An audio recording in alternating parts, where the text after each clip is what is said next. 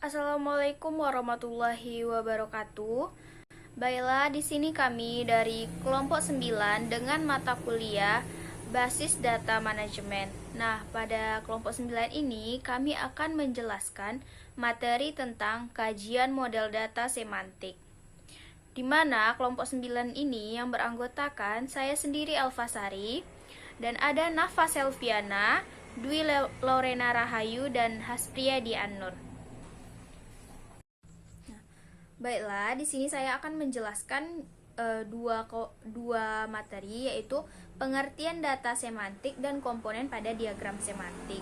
Nah, yang pertama yaitu adanya pengertian semantik, di mana pengertian semantik model data semantik ini nih yaitu merupakan suatu model data yang dikembangkan berdasarkan objek yang ada.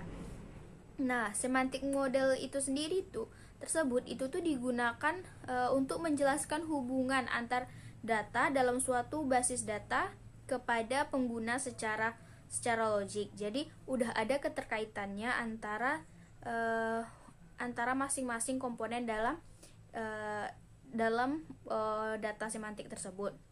Nah, semantik model ini didasarkan pada suatu persepsi bahwa real world terdiri atas objek-objek dasar yang mempunyai hubungan erat antara objek dasar tersebut.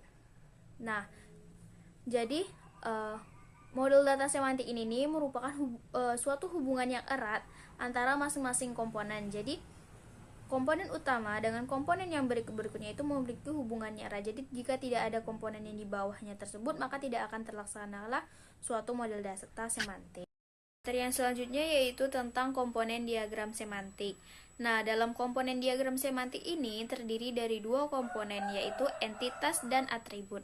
Nah, entitas ini sendiri itu merupakan suatu objek-objek dasar yang terkait dalam sistem dan dapat berupa orang atau benda atau hal yang keterangannya perlu disimpan di dalam suatu basis data. Nah, dalam diagram semantik ini, entitas dapat digambarkan yaitu dengan cara yang pertama, yaitu entitas dinyatakan dengan simbol persegi panjang atau elips. Nah, yang kedua yaitu namun entitas dituliskan di dalam simbol persegi panjang. Yang ketiga yaitu adanya nama entitas merupakan kata-kata benda yang tunggal. Nah, yang keempat yaitu nama entitas tersebut itu sedapat mungkin menggunakan nama yang mudah dipahami dan menyatakan makna yang jelas. Jadi, nama yang digunakan tuh nama yang jelas dan tidak bertele-tele, dan agar dipahami oleh si pembaca atau si pengamat pengamat diagramnya tersebut. Nah, yang kedua yaitu setelah adanya entitas, adanya yaitu atribut. Nah, dalam suatu data semantik tersebut, atribut ini merupakan suatu keterangan yang terkait pada suatu entitas yang perlu disimpan sebagai basis data. Nah, atribut ini dapat digambarkan yaitu yang pertama dengan atribut ini dinyatakan dengan simbol elips. Nah, yang kedua, nama atribut ini dituliskan di dalam simbol elips. Nah, yang ketiga, nama atribut ini merupakan kata benda yang tunggal juga. Yang keempat, nama atribut ini sedapat mungkin menggunakan nama yang mudah dipahami dan menyatakan makna yang jelas, sama juga dengan entitas tadi. Jadi, menggunakan hal-hal yang mudah dipahami oleh si pengamat diagram tersebut. Nah, yang terakhir, atribut ini dihubungkan dengan entitas yang bersesuaian dengan menggunakan sebuah garis, atau seyoginya itu menggunakan garis lurus, namun di dalam kondisi yang tidak memungkinkan dapat tidak menggunakan garis lurus. Nah, jadi atribut inilah nanti yang bakal menghubungkan masing-masing komponen dalam suatu diagram yang memberikan keterangan atau maksud dari perhubungan antara masing-masing komponen tadi. Nah, di materi selanjutnya bakal dijelaskan oleh teman saya, yaitu bagaimana keselerasian antara entitas tersebut. Nah, selanjutnya saya akan menjelaskan tentang kerelasian antar entitas, di mana kerelasian antar entitas yang menyatakan kejadian atau transaksi yang terjadi di antara dua buah entitas, yang keterangannya perlu disimpan dalam basis data.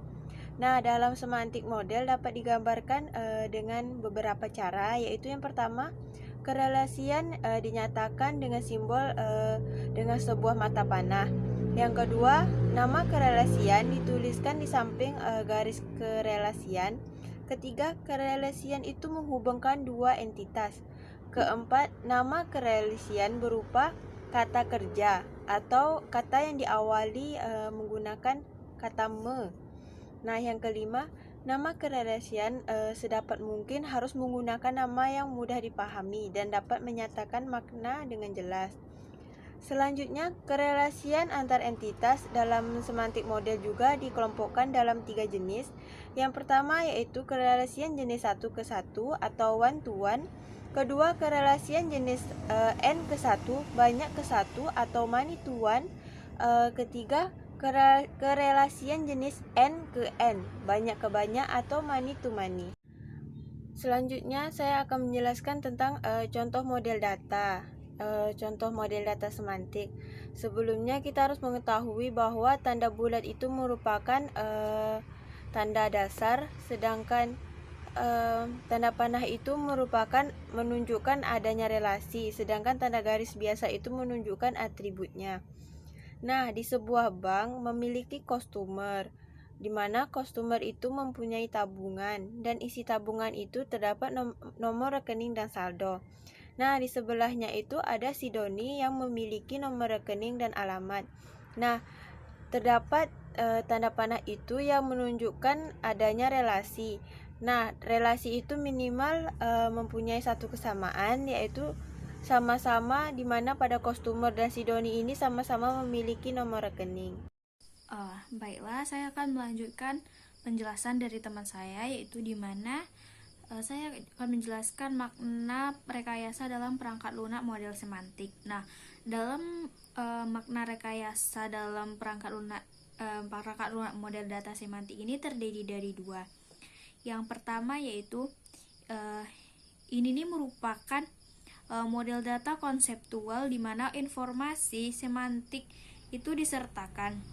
Nah, ini berarti bahwa model tersebut itu menggambarkan makna dari contoh-contohnya.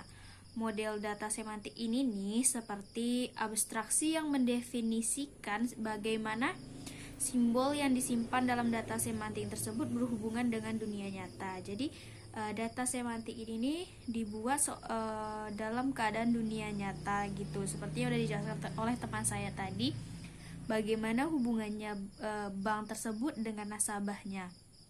Nah, selanjutnya yaitu yang kedua, makna rekayasa ini adalah model data konseptual yang mencakup kemampuan untuk mengekspresikan dan bertukar informasi yang memungkinkan pihak untuk menafsirkan makna atau semantik tadi tersebut dari contoh yang ada tanpa perlu mengetahui meta modelnya gitu kan. Nah, model semantik seperti itu tuh berorientasi pada fakta atau sebagai lawan dari berorientasi objek. Jadi objek yang pertama ini merupakan lawan atau pasangan dari objek yang berikutnya. Seperti itu. Jadi dalam makna rekayasa perangkat lunak dalam model semantik ini ada dua, seperti yang udah saya jelaskan tadi. Nah, itulah penjelasan dari makna rekayasa dalam perangkat lunak model semantik.